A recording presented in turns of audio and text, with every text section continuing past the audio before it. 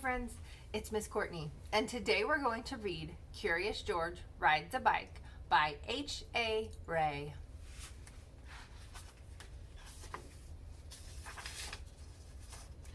This is George. He lived with his friend, the man with the yellow hat. He was a good little monkey, but he was always curious. This morning, George was curious the moment he woke up because he knew it was a special day. At breakfast, George's friend said, "Today we are going to celebrate because just 3 years ago this day, I brought you home with me from the jungle. So tonight I'll take you to the animal show. But first, I have a surprise for you." He took George out to the yard where a big box was standing. George was very curious. Out of the box came a bicycle. George was delighted. That's what he had always wanted. He knew how to ride a bicycle, but he had never had one of his own. "I must go now," said the man. "I'll be back in time for the show. Be careful with your new bike and keep close to the house while I am gone."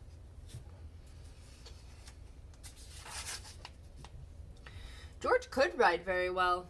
He could do all sorts of tricks. Monkeys are good at that.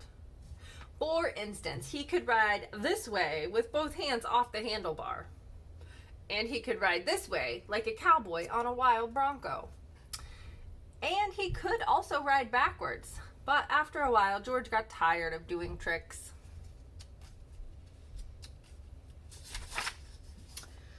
And he went out into the street.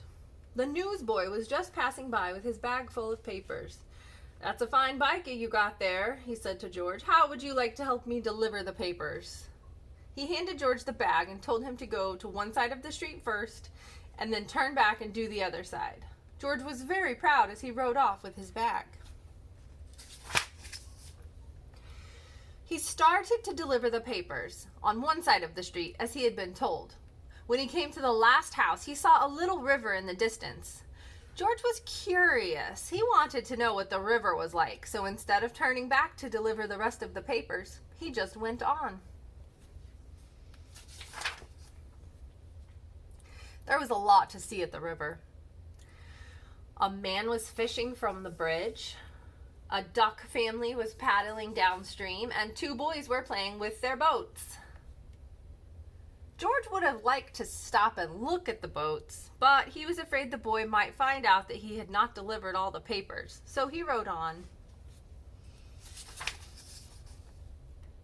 While riding along, George kept thinking of boats all the time. It would be such fun to have a boat, but how could he get one? He thought, and then he had an idea. He got off the bicycle, took a newspaper out of the bag, and began to fold it.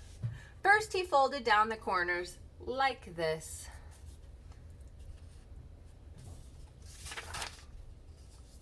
Then he folded both edges up, brought the ends together, and flattened it sideways. Then he turned one corner up and then the other, once and again brought the ends together and flattened it sideways. Then gently he pulled the ends open, and there was his boat. Now the moment had come to launch the boat. Would it float? It did. So George decided to make some more boats. Finally, he had used up all the papers and had made so many boats that he could not count them. A whole fleet. Watching his fleet sailing down the river, George felt like an admiral. But watching his fleet, he forgot to watch where he was going. And suddenly there was a terrible jolt. The bicycle had hit a rock, and George flew off the seat head first. Luckily, George was not hurt, but the front wheel of his bicycle was all out of shape, and the tire was blown out. It got a hole popped in it when it hit the rock, and the air got out. George tried to ride the bicycle, but of course it wouldn't go. So he started carrying it, but soon it got too heavy. George did not know what to do. His new bike was spoiled and the newspapers were gone. He wished he had listened to his friend and kept close to the house. Now he just stood there and cried.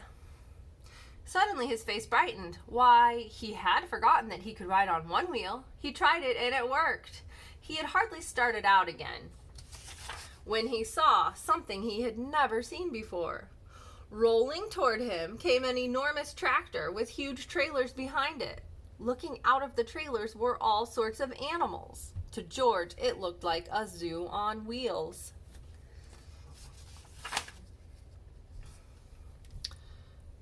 The tractor stopped and two men jumped out. "Well, well," said one of the men, "a little monkey who can ride a bike bronco fashion.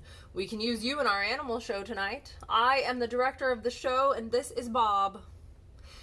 He can straighten your wheel and fix that flat in no time. Then we'll take you along to the place where the show is going to be." So the three of them got into the cab and drove off. "Maybe you could play a fanfare while you ride your bike in the show," the director said. "I have a bugle for you right here, and later on you'll get a coat and a cap just like Bob's." I noticed that there's an ostrich sticking its head out of this window, and there's a kangaroo over here. Oh, and there's lots more animals in cages here. On the showgrounds, everybody was busy getting things ready for the show. "I must do some work now," said the director. "Meanwhile, you may have a look around and get acquainted with all the animals. But you must not feed them, especially the ostrich, because he will eat anything and he might get very sick afterwards." George was curious. Would the ostrich really eat anything? He wouldn't eat a bugle, or would he? George went a little closer to the cage, and before he knew it, the ostrich had snatched the bugle and tried to swallow it. But a bugle is hard to swallow, even for an ostrich. It got stuck in his throat. Funny sounds came out of the bugle as the ostrich was struggling with it, all blue in the face. George was frightened.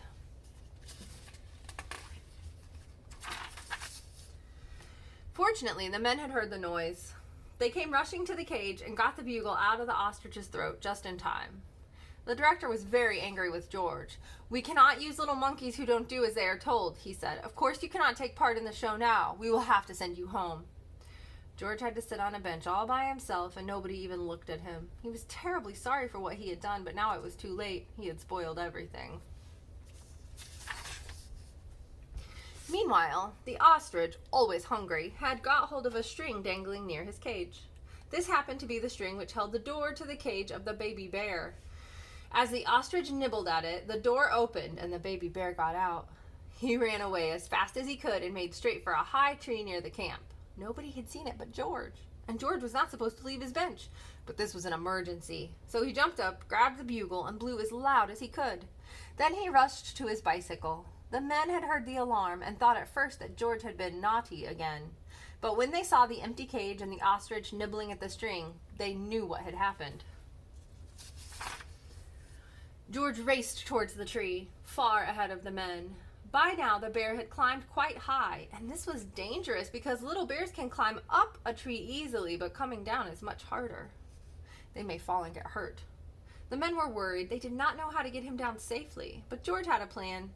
With the bag over his shoulder, he went up the tree as fast as only a monkey can, and when he reached the baby bear, he put him in his bag and carefully let him down so that the men could catch him safely. Everybody cheered when George came down from the tree. "You're a brave little monkey," said the director. "You saved the baby bear's life. Now you'll get your coat back, and of course you may ride your bike and play the bugle in the show." Finally, the show was on. The whole town had come to see it, and how surprised they were to discover George on his bike, right in the middle of it. The newsboy was there too, and also the man with the yellow hat.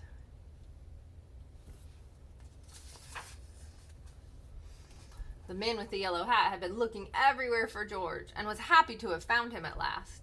The newsboy was glad to have his bag again, and the people from the other side of the street, whose papers George had made into boats, were not angry with him anymore.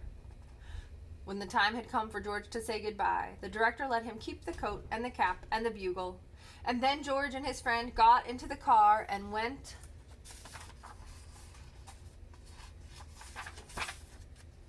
home. good night. Thanks for being here, friends. I'll see you next time. Bye.